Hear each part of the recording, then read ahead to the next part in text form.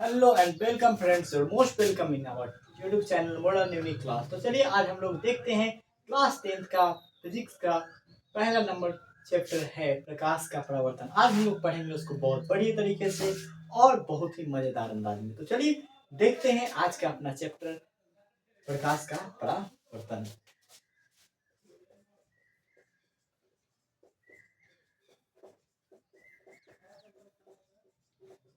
तो सबसे पहले हम लोग बात करेंगे प्रकाश।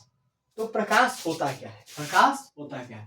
प्रकाश के सहायता से हम किसी भी वस्तु को देख सकते हैं। प्रकाश के सहायता से हम किसी वस्तु को देख सकते हैं। जैसे कि हम पे लाइट आ रहा है तो आप लोग हमें देख सकते हैं। तो प्रकाश क्या है? प्रकाश के सहायता से हम किसी वस्तु को देख सकते हैं। और बात करें परावर्तन, तो परावर्तन का अर्थ होता है लौटना। परावर्तन का अर्थ क्या होता है? लौटना होता है।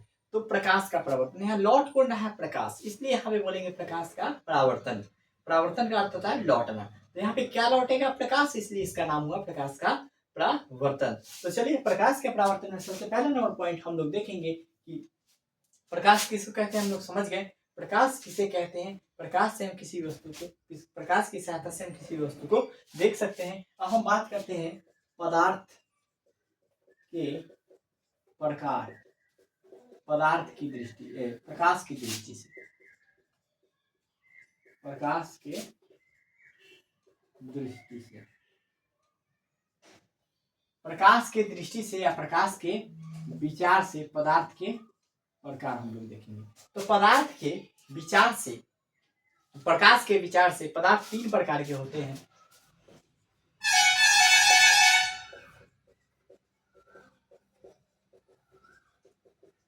पहला अगर हम लोग बात करेंगे तो पहला होता है पारदर्शी, दूसरा अपारदर्शी, तीसरा पारभासी। तो सबसे पहले हम लोग देखेंगे कि पारदर्शी पदार्थ किसको कहते हैं। पारदर्शी पदार्थ किसे कहते हैं? पारदर्शी पदार्थ कहते किसको है? ऐसा पदार्थ जिससे होकर प्रकाश की किरणें आर पार कर जाए। ऐसा पदार्थ जिससे होकर प्रकाश की किरणें आर पार कर जाए उसे हम लोग पारदर्शी पदार्थ कहते हैं। जैसे कि आप पन्नी को ले ले या शीशा को ले ले तो आप आर पार देख सकते हैं, मतलब वो क्या है? पारदर्शी पदार्थ है। वैसा ही अगर हम बात करें अपारदर्शी पदार्थ, ऐसा पदार्थ जिससे होकर प्रकाश की किरणें आर पार न करे उसे हम लोग अपारदर्शी पदार्थ कहते हैं। जैसे कि आप ईंटा ले लो, क्या ईंटा से आप इधर से उधर देख सकते हो? नहीं, इसका मतलब क्या है? वो अपारदर्शी पदार्थ है। लकड़ी को ले लो, क्या आप इस पार से उस पार देख सकते हो? नहीं, मतलब वो अपारदर्शी पदार्थ है। उसके बाद आता है पारभासी। पारभासी मतलब थोड़ा बहुत दिखाई दे, थोड़ा बहुत दिखाई दे। जैसे कि तेल लगा हुआ कागज, उसे देखेंगे तो थोड़ा बहुत दिखाई देगा। भीगा हुआ कपड़ा, ये सब क्या हो जाएगा? पारभासी। और ये जितना भी डिफिनीशन है सब आप लोगों को पीडीएफ में मिल जाएगा। मॉडर्न क्लास के नाम से टेलीग्राम चैनल होगा, उस पर सारा पीडीएफ आपको मिल जाएगा। और नीचे डिस्क्रिप्शन में भी लिंक रहेगा जहाँ से आप पीडीएफ डाउनलोड कर सकते हैं। तो आप लिखने का टेंशन मतलब डिफिनीशन कहाँ से लिखेंगे, आप लोग वहाँ से डिफिनीशन लिख सकते हैं और भी समझने का प्रयास करें। तो हम लोगों ने देखा पारदर्शी पदार्थ किसे कहते हैं, अपारदर्शी पदार्थ किसे कहते हैं और पारभासी पदार्थ किसे कहते हैं। अब हम लोग देखेंगे प्रदीप्त और अप्रदीप्त। प्रदीप्त, अब जानते हैं सबसे पहले प्रदीप्त क्या कहते, किसे कहते हैं? वैसा पदार्थ जिसके पास अपना प्रकाश हो, वैसा पदार्थ जिसके पास अपना प्रकाश हो उसे क्या कहते हैं? हम लोग प्रदीप्त कहते हैं। क्या कहते हैं? प्रदीप्त। अब देखो प्रदीप्त में जैसे कि क्या क्या हो जाएगा। प्रदीप्त का हम बात करें तो सूरज, सूरज क्या होगा? प्रदीप्त। तारा क्या हो जाएगा? प्रदीप्त। क्यों? क्योंकि ये लोग के पास अपने, ये सब के पास क्या है? अपना लाइट है, प्रकाश है। अगर हम बात करेंगे अप्रदीप्त, अप्रदीप्त की अगर हम बात करेंगे तो अप्रदीप्त में कौन कौन आ जाएगा? चांद। क्या चांद के पास अपना प्रकाश है? नहीं है। तो चांद क्या हो जाएगा? अप्रदीप्त। वैसा चीज जिसके पास अपना प्रकाश न हो, वैसा पदार्थ जिसके पास अपना प्रकाश न हो उसे अप्रदीप्त कहते हैं। तो हम लोगों ने प्रदीप्त देख लिया, हम लोगों ने अप्रदीप्त देख लिया। अब हम लोग देखेंगे किरण पुंज। क्या देखेंगे? किरण पुंज।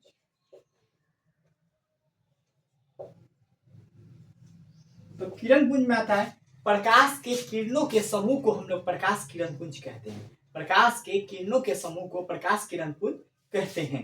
प्रकाश के किरणों के समूह को प्रकाश किरण पुंज कहते हैं। प्रकाश के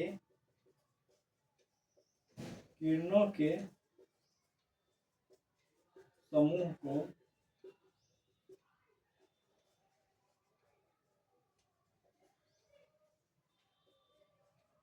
पुंज कहते हैं। यह तीन प्रकार की होती है। यह तीन मतलब प्रकाश के किरण का जो समूह होता है उसे ही प्रकाश किरण को कहते हैं। और यह तीन प्रकार की होती है। यह तीन प्रकार की होती है। पहला होता है अपसारी, दूसरा होता है अभिसारी, और तीसरा होता है समानांतर। तो हम लोग बात करेंगे अपसारी किरण पुंज किसे कहते हैं। अब देखिए ऐसा समझिए, हम लोग पढ़ने जाते हैं कोचिंग, तो कोचिंग है तो कोचिंग क्या सबका घर जो सारा बच्चा होता है सबका घर एक जगह होता है? नहीं, सबका घर क्या होता है? अलग अलग। सबका घर क्या होता है? अलग अलग। जब अलग अलग बिंदु से हम एक बिंदु पे आएंगे, जब अलग अलग जगह से हम एक बिंदु पर आएंगे, जब अलग अलग जगह से हम एक बिंदु पर आएंगे उसको हम लोग क्या बोलेंगे? अभिसारी। जैसे क्या नहीं, अब देखिए मतलब हम लोग क्या करते हैं, घर से कोचिंग है तो क्या सब बच्चे का घर एक जगह है? नहीं, सब बच्चे का घर एक जगह नहीं है। तो सब अलग अलग जगह से एक ही बिंदु कोचिंग पे आए। जैसे देखिए अलग अलग घर है, अलग अलग घर है, सब एक ही बिंदु यानी कोचिंग में आए। ये सारा क्या हो गया? ये हो गया अभिसारी। क्या हो गया? अभिसारी। अब बात करेंगे हम अपसारी। एक ही बिंदु से कोचिंग से आप घर जाने का बात करेंगे तो सब एक ही जगह से क्या हो जाए? छितर आ जाए। एक ही जगह से क्या हो जाए? छितर आ जाए।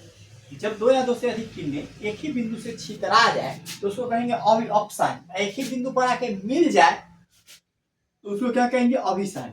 अब देखिए कोचिंग से घर आप तो जाते होंगे, अरे घर जाते हैं कि नहीं बताइए?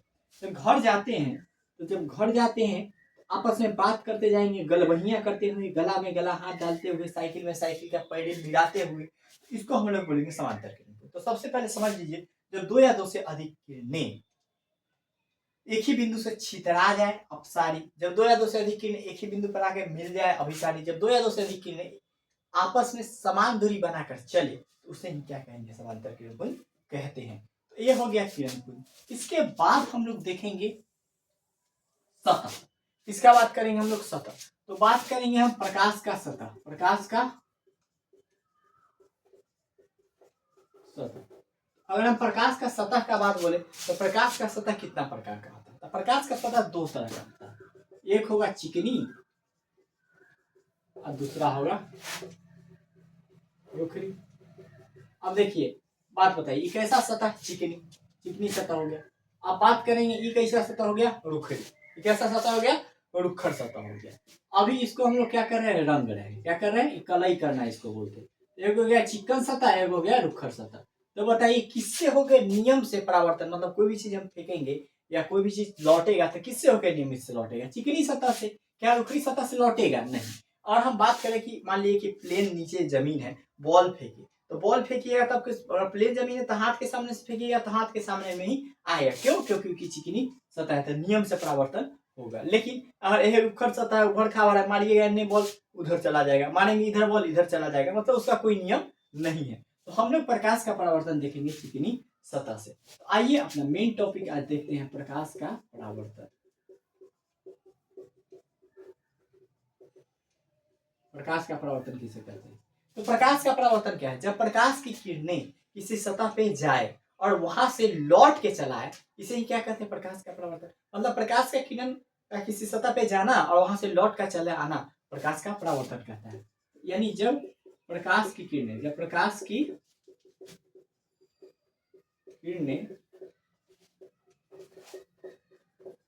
किसी सतह पर जाती है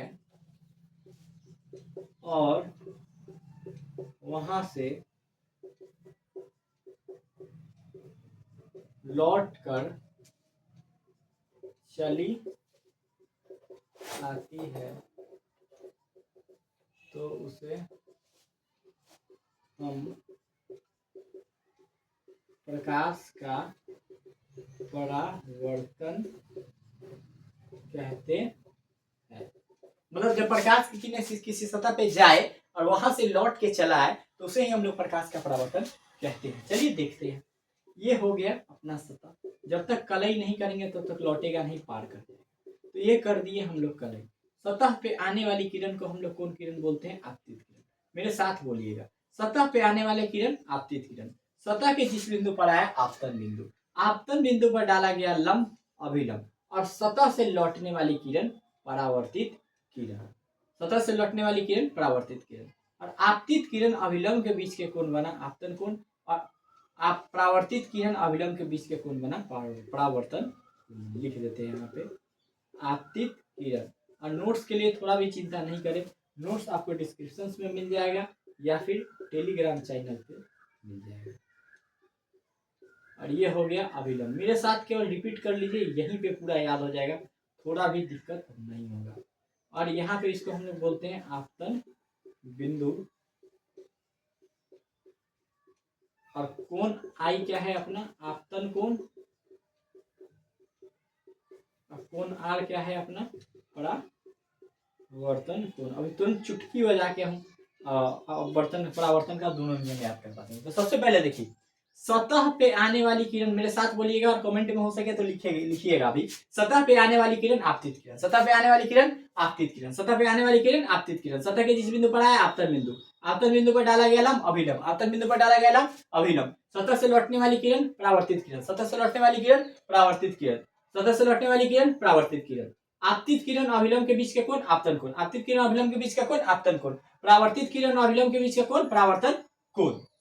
यहां तक हम लोगों ने देख लिया। और परावर्तन किसे कहते हैं, प्रकाश का परावर्तन, जब प्रकाश किरण की सतह पे जाए और वहां से लौट के चला आए तो इसी क्या कहते हैं, प्रकाश का, इसी को प्रकाश का परावर्तन कहते हैं। परावर्तन का अर्थ ही होता है लौटना, और हम लोग पढ़े प्रकाश का परावर्तन, यानी कौन लौटेगा, प्रकाश लौटेगा। कहां से लौटेगा, किसी सतह से लौटेगा। तो अब हम लोग देखते हैं प्रकाश के परावर्तन के नियम, प्रकाश के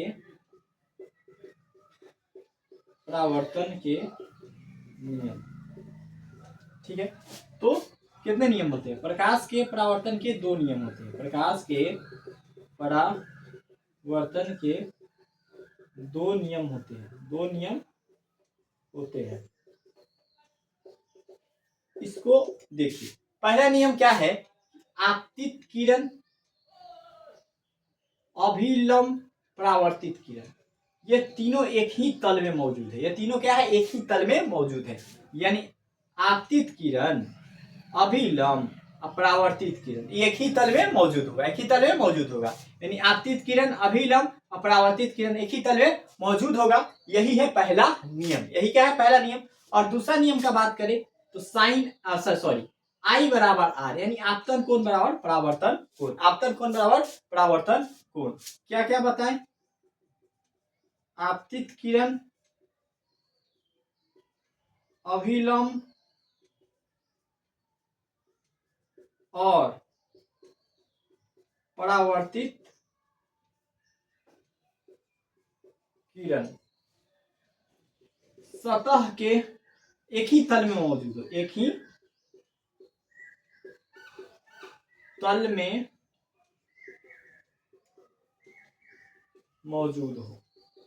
दूसरा नियम क्या है, आपतन कोण बराबर परावर्तन कोण, आई बराबर आर। यही दो नियम हुआ। और इसको VVI टिक कर लीजिएगा, क्योंकि यहां से हमेशा क्वेश्चन 2 मार्क्स का बनता है। परावर्तन किसे कहते हैं, और ये भी हिट क्वेश्चन है जो कि देता है परावर्तन के नियम क्या है, तो इसको भी VVI मार्क कर लीजिएगा। अब हम लोग देखते हैं नेक्स्ट लेक्चर में।